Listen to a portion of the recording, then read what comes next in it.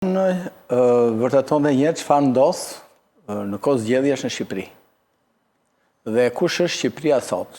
Qoftë me zgjedhje, qoftë pa zgjedhje, qoftë në konflikte, pan konflikte politike. Shqipëria është një vend, unë e kam thënë si Meksika dikur, pëlqet her pas here, në një qytet të saktuar e kështu me radhë, lë viktima ose lë të dëmtuar, dhe Shqipëria është kjo. Ky është realiteti shqiptar sot.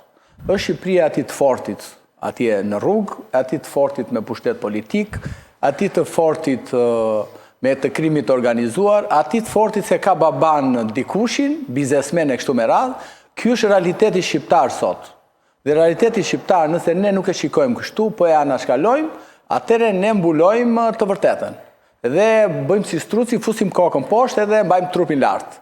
Prandaj që kjo është Shqipëria, kjo është Tirana dhe kurdo. Shqipëria është kthyer në një vend banditësh.